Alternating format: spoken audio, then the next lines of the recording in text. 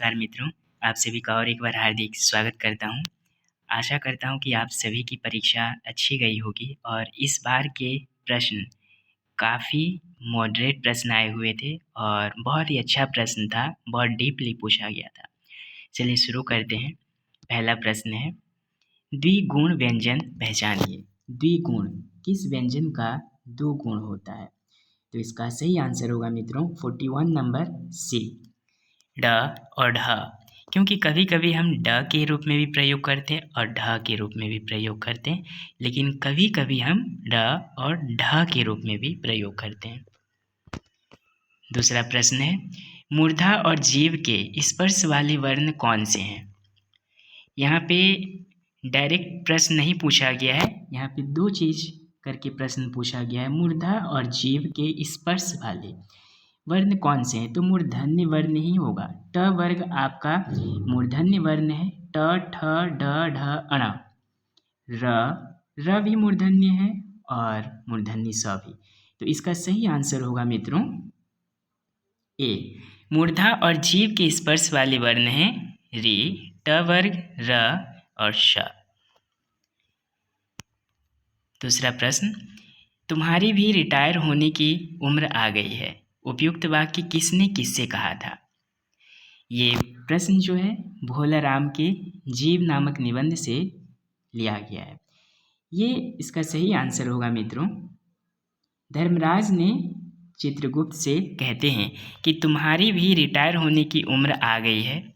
धर्मराज ये तब कहते हैं जब यमदूत का पता नहीं था और धर्मराज उसको चित्रगुप्त को बोले क्योंकि चित्रगुप्त जो है यमदूत का पक्ष ले रहा था। इसीलिए ये प्रश्न जो है धर्मराज ने चित्रगुप्त से करते हैं कि शायद तुम्हारी भी रिटायर होने की उम्र आ गई है। इसका सही आंसर होगा सी। आशा है आप सभी की परीक्षा बहुत ही बेहतरीन गई होगी। प्रिंसिपल की कुर्सी पर बैठी मम्मी बंटी को क्यों अच्छी नहीं लगती है? बहुत ही अच्छा प्रश्न आया है। बंटी को प्रिंसिपल की कुर्सी पर बैठी मम्मी अच्छी क्यों नहीं लगती? क्योंकि वह प्यारी मम्मी से ज़्यादा कॉलेज की अनुशासित प्रिंसिपल बन जाती है। तो दूसरे वाली पढ़ने की हमें ज़रूरत है ही नहीं। इसका सही आंसर होगा ऑप्शन नंबर ए। क्योंकि बंटी को प्रिंसिपल वाली मम्मी नहीं चाहिए थी, क्योंकि जब वो कॉलेज की ओर जाने के लिए अग्रसर होती है तो उनके चेहरे पे वो रंग रूप अदा वो सारे और भाव भी बदल जाते हैं। वो अनुशासित हो जाती है, प्रिंसिपल बन जाती है। जब आप दूसरा ऑप्शन देखेंगे, क्योंकि वह बंटी को प्यार न करके उसे अनुशासन संबंधी शिक्षा देती थी। शकुन कभी अनुशासन संबंधी शिक्षा बंटी को नहीं दी और वो बंटी को बहुत प्यार भी करती थी। तो इसका सही आंसर होगा मित्रों ऑप्शन नंबर ए। दूसरा प्रश्न की ओर अग्रसर होते हैं। बालक शिवशंभु का सुक्न स्वप्न भंग हो गया, फिर वह कुलबुलाकर उठ बैठा। अंत में उसने क्या देखा? अंत में जब उसका सुख स्वप्न भंग हो जाता है तो कुलबुलाकर बैठ जाता है और अंत में वह अपना घर और अपनी चारपाई देखता है। इसका सही आंसर होगा मित्रों ऑप्शन नंबर ए। लेखक की मौसी ने झट उठकर क्या किया? लेखक की मौसी ने झट से उठकर क्या की? 2 ठेकुए और एक कसार लेकर रजिया के हाथों पर रख दिए। क्योंकि लेखक वे स्वयं छठ में पके हुए ठेकुए को खा रहे थे और उसी समय रजिया भी आई। तो उसकी मौसी कहती है कि देखना, छू मत देना। तो इसीलिए लेखक की मौसी ने झट से उठकर आई और 2 ठेकुए और एक कसार लेकर रजिया के हाथों पर रख दी। लेकिन रजिया जो मानती नहीं थी, ग्रहण नहीं कर रही थी, लेकिन रजिया की मम्मी के अनुरोध पर वो 2 ठेकुए और एक कसार को हाथों में ग्रहण कर ली थी। बहुत ही डीपली प्रश्न पूछा गया है मित्रों, इसीलिए आगे की परीक्षा के लिए हम सभी को बहुत ही गहराई पूर्वक अध्ययनरत होना पड़ेगा। दूसरा प्रश्न है, भाववाचक संज्ञा पहचानिए। भाववाचक संज्ञा पहले तो देखना है परिवार, कुर्सी, चावल, ये सब भाववाचक संज्ञा नहीं है। ये सब जातिवाचक संज्ञा है। भाववाचक संज्ञा आपका ये है ऑप्शन नंबर ए। तो 47 का सही आंसर होगा मित्रों ए। कौन सा शब्द स्त्रीलिंग नहीं है? स्त्रीलिंग नहीं है, इसका सही आंसर होगा मित्रों गिरि। गिरि पर्वत का नाम है और पर्वत के नाम जो होते हैं पुल्लिंग होते हैं। छवि, जैसे इसका हम रूप बदल के देखें, इसे हम बहुवचन बना के देखें, छवि का छवियों भी हो सकता है, गलियों भी हो सकता है। लू बहुत तेज चलती है और हमारी पृथ्वी रुई की तरह जलती है। तो इसका सही आंसर होगा मित्रों गिरि, क्योंकि गिरि जो है ये पुल्लिंग शब्द है। दूसरा प्रश्न, चित्रलेखा उपन्यास की भाषा में क्या निहित है? तो चित्रलेखा उपन्यास सर्वप्रथम पाप पुण्य के ऊपर आधारित है और प्रेम संबंधी है। तो इसका सही आंसर होगा ए। प्रेम संबंधी पाप पुण्य की भाषिक प्रवृत्तियां इस चित्रलेखा उपन्यास में उजागर किया गया है। विलोम खलनायक बनकर क्या करना चाहता है? विलोम खलनायक बनकर विलोम अंबिका और मल्लिका के स्वास्थ्य के बारे में सहानुभूति प्रकट करता है, व्यक्त करता है, और इसीलिए वह बार बार, जब आप देखेंगे, जब भी मल्लिका और अंबिका और विलोम के बीच संवाद होता है तो अपनी सहानुभूति व्यक्त करने के लिए वो हमेशा स्वास्थ्य के बारे में पूछता है कि तबीयत कैसी है। तो इसका सही आंसर होगा ए। विलोम अंबिका और मल्लिका के स्वास्थ्य के बारे में सहानुभूति व्यक्त करता है, वह नायक बनना चाहता है।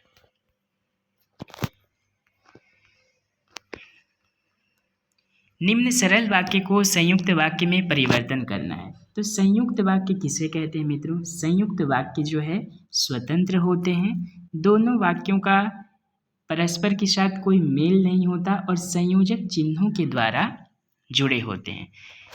कड़ी मेहनत करने पर भी किसान गरीब रहता है। तो इसका सही आंसर होगा किसान कड़ी मेहनत करता है फिर भी वह गरीब रहता है। फिर भी जो है आपका यहाँ पे संयोजक चिन्ह लगा हुआ है, किसान कड़ी मेहनत करता है वह गरीब रहता है। ये दोनों स्वतंत्र वाक्य हैं, एक दोनों के ऊपर आश्रित नहीं है, इसीलिए ये संयुक्त वाक्य है।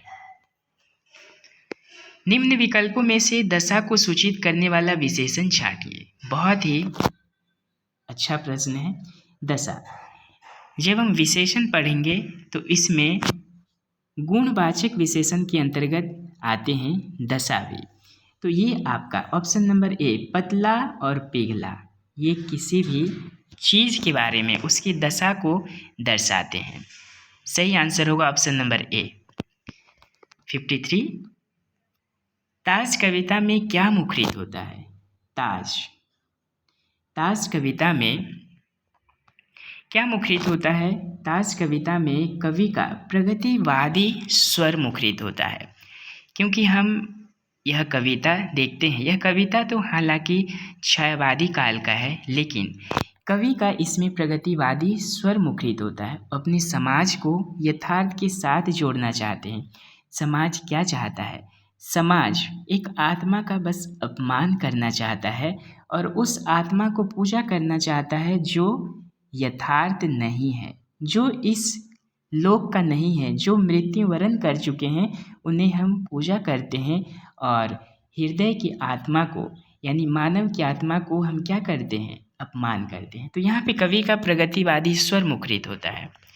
54 नंबर, निम्न विकल्पों में से जयशंकर प्रसाद के काव्य चयन करना है।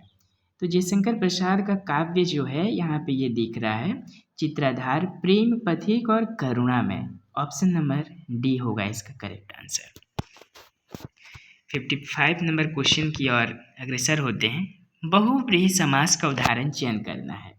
देखिए, बहुव्रीहि समास तो धर्म, ये आपका हो जाएगा धर्म और अधर्म, तो ये आपका द्वंद्व है, द्वंद्व समास है। कनफट्टा, इसका सही आंसर होगा ऑप्शन नंबर बी, कान फटे हैं जिसके। ये कौन सा समास हो जाएगा? बहुव्रीहि समास। ज्ञान अमृत क्या है? ज्ञान का अमृत, ये तत्पुरुष समास में जाएगा। सप्त सिंधु, ये आपका द्विगु समास में जाएगा। तो इसका सही आंसर होगा मित्रों ऑप्शन नंबर बी। कौन सा संधि विच्छेद सही नहीं है? कौन सा संधि विच्छेद सही नहीं है? देखिए, वांग्मय, वाक जोर में, ये भी सही है। अजंत, अच जोर अंत, ये भी सही है। किंचित, किम जोर चित, ये भी सही है। लेकिन सही नहीं है क्या? ये ऑप्शन नंबर ये आपका सही आंसर होगा। इसका ये गलत दिया हुआ है, तो सही क्या होगा? उत योग डयन, उड्डयन। चंपा बंदी बनने की वजह क्या थी? चंपा बंदी बन चुकी थी और बंदी बनने की वजह क्या थी? वजह थी वणिक मणिभद्र की वासना।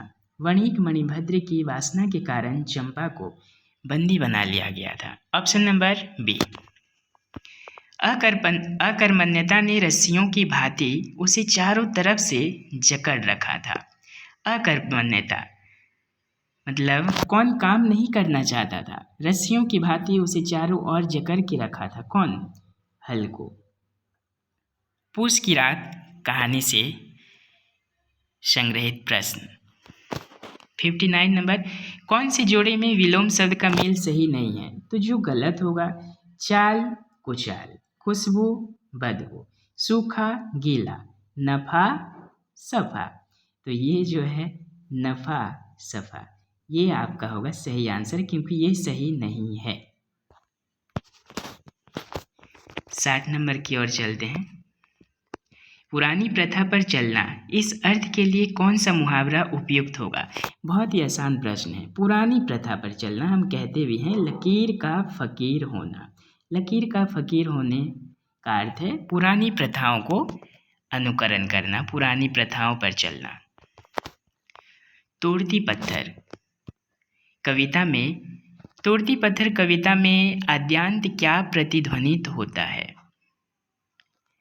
आद्यांत मतलब आदि से अंत तक। जब हम तोड़ती पत्थर कविता पढ़ते हैं तो उसमें क्या चीज़ प्रतिध्वनित होता है? उसमें एक शोषित वर्ग की कहानी, शोषित वर्ग की मजदूरी, कराह यानी उनकी दयनीय स्थिति, उनकी मजबूरी, पूंजीवाद के प्रति विरोध, पूंजीवाद के प्रति कवि का आक्रोश की भावना व्यक्त है इस कविता में। इसका सही आंसर होगा मित्रों डी। लगे होन मंगल सगुन, सुनी सुनी कहत निषादो, मिटी ही सोचू होई हर्षो पूर्णि परिणाम विषादो। तो ये भरत महिमा से लिया गया है और निषाद कहते हैं कि चारों ओर जो मंगल सगुन हो रहे हैं, हमारे नयन फड़क रहे हैं, ये सब कुछ पल के लिए है। और मिटी ही सोचू होई हर्षो पुनि परिणाम विषादो, और दुख हमारा मिट जाएगा, हमें हर्ष होगा, हमें प्रसन्न होगा। पुनि मतलब फिर से, परिणाम क्या होगा? फिर से हम दुखी हो जाएंगे। तो इस पंक्ति के कवि का नाम क्या है? तुलसीदास। ये पंक्ति जो है भरत महिमा से लिया गया है और इसके रचयिता कौन है? तुलसीदास जी। इसी तरह के प्रश्न बनाने चाहिए, बहुत ज़्यादा आसान प्रश्न होने से मज़ा भी नहीं आता। 63, निम्न पंक्ति को पूर्ण करने के लिए कौन सा विकल्प उपयुक्त होगा? कुटियों में थी विषम वेदना, महलों में आहत अपमान, वीर सैनिकों के मन में था अपने पुरखों का अभिमान। ये कविता से लाइन को हमें यहाँ पे इसके बाद लाना है और पूर्ति करना है। इसका सही आंसर होगा बी।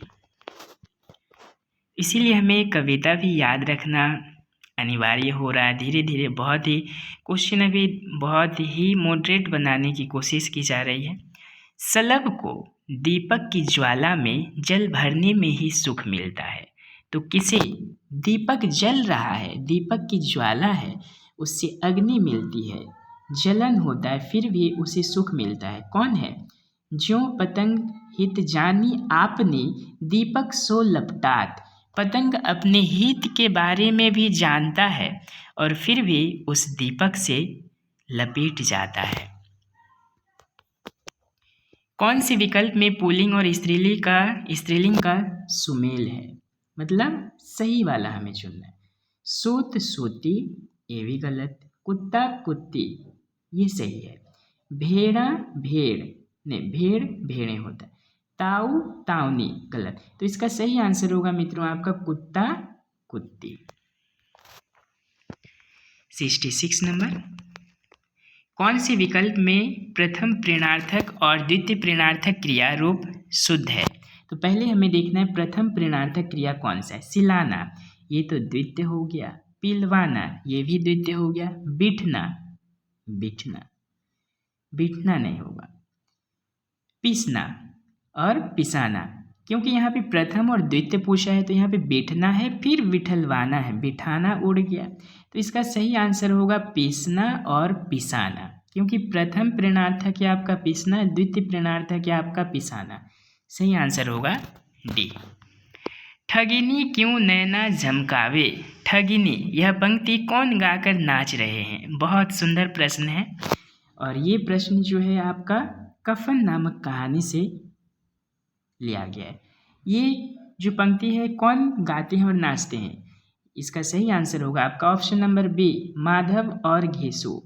माधव और घेसु अंत में जितने भी पैसे जमा करते हैं उस सभी पैसे को, मतलब कुल मिला के 5 रुपये उनके पास जमा हुए थे, 1.5 रुपये तो खाने में उड़ गए और पी के वो लोग धत्त होकर जमीन पे गिर पड़े और ये गीत गाने लगे।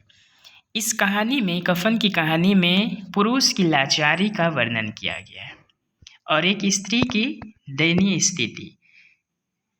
68, कौन सी कहानी में नारी हृदय की कसौटी के साथ साथ उसकी पति भक्ति का आदर्श भी दिखाया गया है? पति कहानी पत्नी। एक कहानी जैनेंद्र कुमार के द्वारा रचित पत्नी कहानी में सुनंदा पत्नी है और अपनी पति भक्ति का एक आदर्श भी है। इस कहानी में पत्नी कहानी में वर्णन किया गया है। 69 नंबर, कौन से विकल्प में रीतिवाचक क्रिया विशेषण के साथ से का प्रयोग हुआ है? देखिए, रीतिवाचक क्रिया विशेषण जो है इसमें 3 प्रकार से का प्रयोग होता है। पहला, पौधा धूप से सूख गया, हमें पूछा गया है रीतिवाचक क्रिया विशेषण, पौधा धूप से सूख गया, तो ये आपका होगा धूप से, ये कारण है, कारणवाचक क्रिया विशेषण।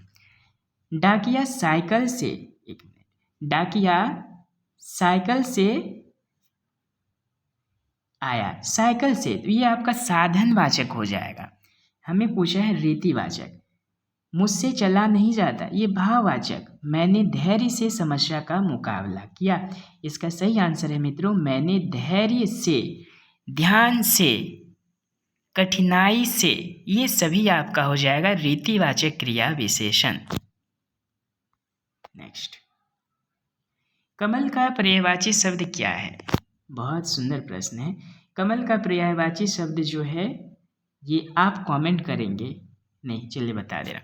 कमल का पर्यायवाची शब्द जो है,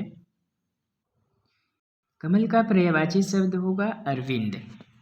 पंकज कमल का ही पर्यायवाची शब्द है, इसे अरविंद भी कहते हैं, पंकज भी कहते हैं कमल को। गौरा की उज्ज्वलता देखकर महादेवी वर्मा ने क्या महसूस किया था? गौरा की उज्ज्वलता देखकर महादेवी वर्मा ने महसूस किया था कि मानो उसके रोम पर अभ्रक का चूर्ण मल दिया गया हो और जिससे विशेष चमक उत्पन्न हो जाती थी, क्योंकि गौरा एक घर में पालित पशु है। उनके रोम का इस तरह से वर्णन किया गया है कि अभ्रक का चूर्ण मल दिया गया हो और जिससे विशेष चमक उत्पन्न हो जाती है। महादेवी वर्मा को उनकी उज्ज्वलता को देखकर ऐसा ही प्रतीत हुआ था। सामनाथ की पत्नी ने माँ को कहाँ भेजने के लिए कहा था? सामनाथ की पत्नी ने माँ को भेजने के लिए कहा था पिछवाड़े उनकी सहेली के घर में, क्योंकि माँ जो है सो जाती है और सोने से ही सभी को दिक्कत आ गई थी, क्योंकि सोने के समय वो खर्राटे इतनी ज़ोर से माँ लेती थी कि उनकी आवाज़ चारों ओर गूंजने लगती थी। सामनाथ की पत्नी ने कहा कि पिछवाड़े उनकी सहेली के घर में माँ को भेज दीजिए। अधिगम मूल्यांकन के मुख्यतः 2 प्रश्न हैं, 2 क्षेत्र हैं और क्या क्या है। जब हम अधिगम का बच्चा कितना सीखा उसे हम मूल्यांकन करते हैं तो किस आधार पे करते हैं, उसका दो क्षेत्र है। ऑप्शन नंबर ए, एक है विषय वस्तु ज्ञान संदर्भ, बच्चा विषय वस्तु को कितना समझा है, आहरण किया है ज्ञान को, और भाषाई पाठ्य बिंदु संदर्भ, और उस पाठ्य बिंदु से हम जो विषय समझा रहे हैं बच्चे को, उससे बिंदु संदर्भ से हमें समझाना है और उसी से हमें मूल्यांकन संबंधित प्रश्न भी पूछना है। तो विषय वस्तु ज्ञान संदर्भ के अनुसार और भाषाई पाठ्य बिंदु संदर्भ, ये दो क्षेत्र होते हैं बच्चों के लिए मूल्यांकन करने का आधार है। 74, शिक्षण की मुख्य युक्तियाँ क्या है? शिक्षण की मुख्य युक्तियाँ हैं मित्रों, बस वीडियो थोड़ी सी लंबी हो रही है क्योंकि इसे वर्णन भी करना पड़ रहा है। शिक्षण की मुख्य युक्तियाँ क्या है? देखिए, आदेश देना तो है नहीं, तुलना करना, ये सारी चीज़ें जो हैं ये नकारात्मक है। तुलना करना, आदेश देना, उपकरण साधन रेखा चित्र, तो ये सब कोई युक्तियाँ नहीं। इसका सही आंसर होगा ऑप्शन नंबर ए। युक्तियाँ व्याख्यान करते हैं, वर्णन करते हैं, विवरण प्रदान करते हैं, प्रश्न उत्तर शैली का हम प्रयोग करते हैं शिक्षण के दौरान। 75, सिंदूर की होली नाटक का विशिष्ट उद्देश्य क्या है? विशिष्ट उद्देश्य, मुख्य उद्देश्य क्या है सिंदूर की होली में? इसका सही आंसर होगा मित्रों, रजनीकांत और मनोरमा के क्रियाकलापों का वर्णन किया गया है और समाज की जो समस्या है उस समस्याओं का समाधान करने के लिए उजागर भी किया गया है। क्योंकि इसमें ऐसी चीज़ तो नहीं है कि समाज की नज़र में सिंदूर वर्जित है, कदापि नहीं। होली खेलने की परंपरा को पूर्णतः जारी रखना नहीं, बल्कि मनोरमा और चंद्रकला के माध्यम से इस कहानी को आगे बढ़ाते हुए चंद्रकला कहती है कि मैं अपनी मांग में जो ये सिंदूर लगाई हूँ, एक चुटकी भर सिंदूर मेरे पिताजी के बुरे कर्मों का प्रायश्चित है, और उस प्रायश्चित क्यों करती है? उस 50,000 का प्रायश्चित करती है। तो यहाँ पे होली खेलने के लिए कोई बात नहीं कही गई है, सिंदूर की होली है। इसका सही आंसर होगा मित्रों ऑप्शन नंबर ए। 76, जब आंबिक ने चाणक्य से कहा, मेरे राज्य में रहकर मेरे अन्न से पलकर मेरे विरुद्ध कुचक्रों का सृजन कर रहे हो, तब चाणक्य ने क्या उत्तर दिया? तब चाणक्य ने कहा कि ब्राह्मण किसी के राज्य में नहीं रहता, किसी के अन्न से नहीं पलता है। 77, कौन सी पाठ योजना में सीखे गए ज्ञान को अधिक स्थायित्व करने के लिए शिक्षण बिंदु से संबंधित विषय वस्तु का अभ्यास कराया जाता है? तो इसका सही आंसर होगा मित्रों व्याकरण पाठ योजना, क्योंकि व्याकरण पाठ योजना जब हम बच्चों को पढ़ाते हैं तो उसी विषय को स्थायित्व देने के लिए, उसी विषय को अच्छे से समझाने के लिए हमें विषय वस्तु का अभ्यास भी कराना पड़ता है। तो इसका सही आंसर होगा व्याकरण पाठ योजना। 78, इंगित करने के लिए यानी संकेत प्रदान करने के लिए कौन सी सहायक सामग्री की जरूरत होती है? संकेतक। जुगनू कविता का केंद्रीय भाव क्या है? जुगनू कविता में केंद्रीय भाव है ऑप्शन नंबर बी, मनुष्य को जीवन संघर्ष, अवसाद, विषाद में भी आसान्वित होना है। जिस प्रकार जुगनू अंधकार में भी विश्वास लेकर बैठा होता है, अंधकार में भी एक निर्माण की आशा लेकर बैठा होता है, ठीक उसी प्रकार मनुष्य को भी आशान्वित रहना है किसी भी परिस्थिति में। 80 नंबर, नागार्जुन ने किन बिंबों के माध्यम से आनंद उल्लास को व्यक्त किया है? इसका सही आंसर होगा मित्रों ऑप्शन नंबर बी, शब्द, स्पर्श, रूप, रस और गंध। 81, श्रवण कौशल में 3 प्रकार की शक्तियों का समावेश किया जाता है और वे कौन सा है? ऑप्शन नंबर डी इसका सही आंसर होगा, इसमें अंतर्बोध शक्ति, धारण शक्ति, बोधन शक्ति है। अब जल्दी जल्दी करने की कोशिश कर रहे हैं। लिपि प्रतीकों की पहचान और भाव, लिपि प्रतीकों की पहचान भी करनी है हमें। भाव तथा अर्थ ग्रहण की प्रक्रियाओं का समावेश किस भाषा कौशल में होता है? वो कौन सा कौशल जिससे हम अर्थ ग्रहण भी कर सकते हैं और लिपि प्रतीकों की पहचान कर सकते हैं। देखिए, श्रवण कौशल जो है इससे हम अर्थ ग्रहण कर सकते हैं लेकिन लिपि प्रतीकों की पहचान नहीं कर सकते। तो इसका सही आंसर होगा वाचन कौशल। वाचन कौशल जो है मतलब वाचन का अर्थ होता है पठन, तो पढ़ने के माध्यम से हम उसमें निहित अर्थ को ग्रहण भी करते हैं और लिपि प्रतीकों की पहचान करते हैं। 83 वापसी कहानी में लेखिका क्या उजागर करना चाहती है? वापसी कहानी जो है इसका सही आंसर होगा ऑप्शन नंबर ए, शहर की आधुनिकता ने जीवन मूल्यों का विघटन कर दिया है। सही है, क्योंकि शहर की जो आधुनिकता है, नगरीकरण है, वो जीवन मूल्यों का धीरे धीरे विघटन हो रहा है, धीरे धीरे जीवन मूल्यों का पतन हो रहा है। जिस तरह से गजादर बाबू के साथ हुआ, वो जिस आशा के साथ आए थे वो आशा निराशा में तब्दील हो गया था। जब सब महाराज का हल चलाना देख रहे थे तब मगध का राजकुमार अरुण क्या देख रहा था?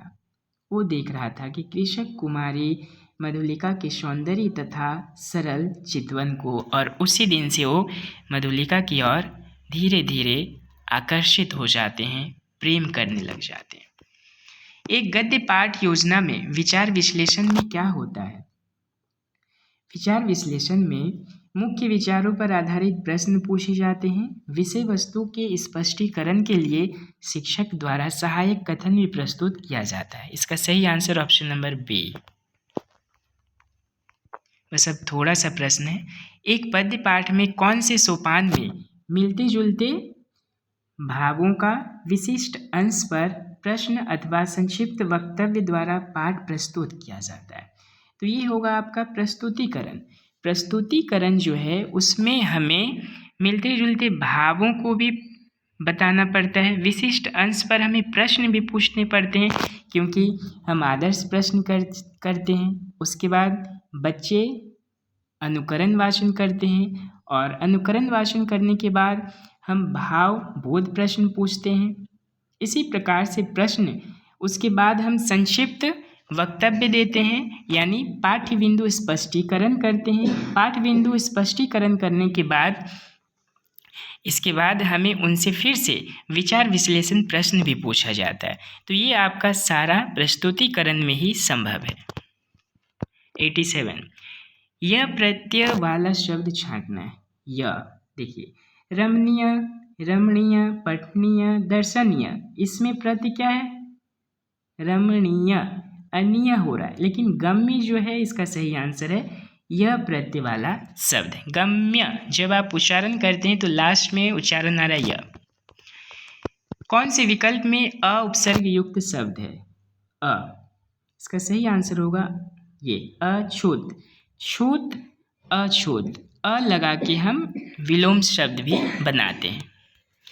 छात्र अभी पढ़ रहे हों, छात्र अभी पढ़ रहे हों, अभी मतलब आपका क्या होगा? वर्तमान होगा, संभाव्य वर्तमान। सही आंसर सी, संभाव्य भविष्य नहीं होगा क्योंकि यहाँ तो अभी लिखा हुआ है। हिंदी में अनुवाद करना है।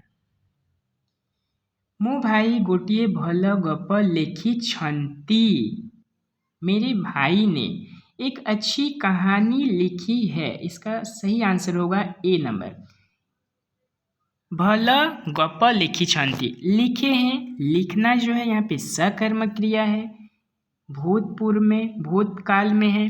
लिखना सकर्मक क्रिया, कहानी लिखे हैं, इसीलिए मेरे भाई ने, भाई के साथ ने का प्रयोग किया जाएगा। कर्मभूमि उपन्यास की मुख्य समस्या क्या है? कर्मभूमि उपन्यास की मुख्य समस्या है राजनीतिक आंदोलन के अलावा ऑप्शन नंबर ए, अछूत उद्धार, जमींदार किसान संघर्ष, सूदखोरी आदि समस्याओं का यहाँ पे चित्रण किया गया है।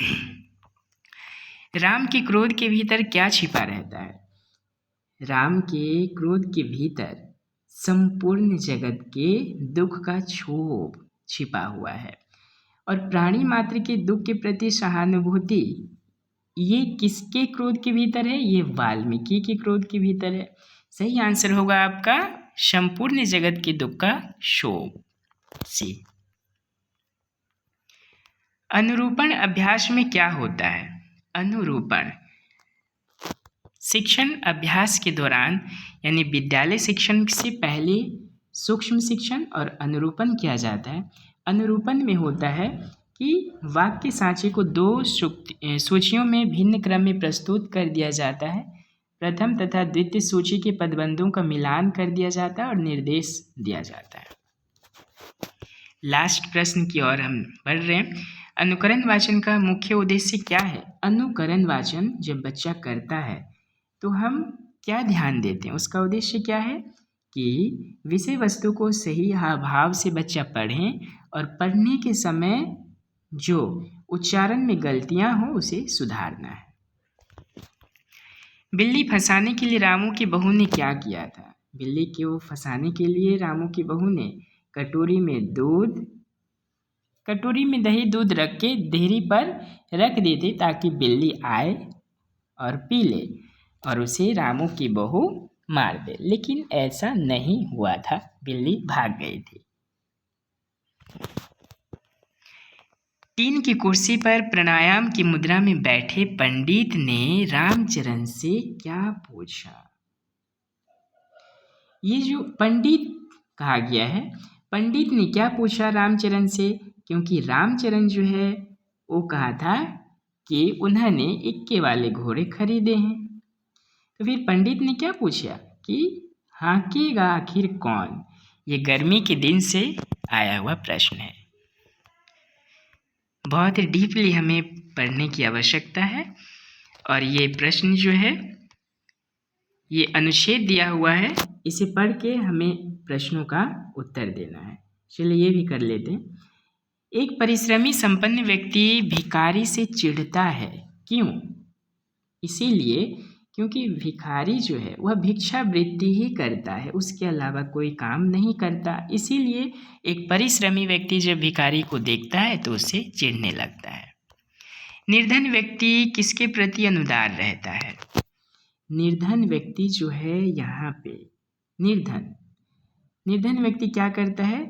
धनवानों अमीरों के भोग विलास के प्रति अनुदार रहता है। बस लास्ट प्रश्न की ओर। संध्या सुंदरी कविता में कवि ने क्या चित्रण किया है? संध्या सुंदरी सूर्यकांत त्रिपाठी निराला जी इसके रचयिता हैं।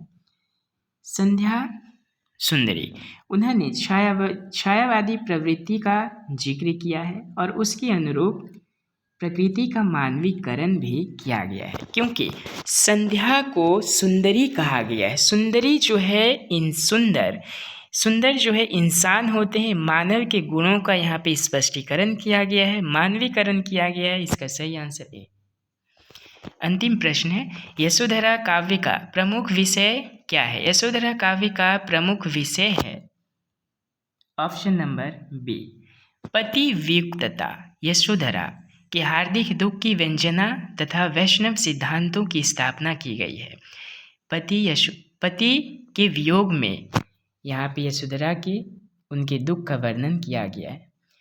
तो मित्रों, ये वीडियो आज यहीं समाप्त करते हैं। आशा करता हूँ कि आप सभी बहुत अच्छा स्कोर रखे होंगे और आप कितना अंक लाए हैं ज़रा कमेंट में आप ज़रूर बताएंगे। और आप सभी के मन में अगर कोई शंका संदेह है इस प्रश्न पत्र को लेके, उत्तर को लेके, तो आप बेझिझक कमेंट करें। धन्यवाद, नमस्कार। अब अगले वीडियो में मिलते हैं नई जानकारी के साथ। स्वस्थ रहें, व्यस्त रहें।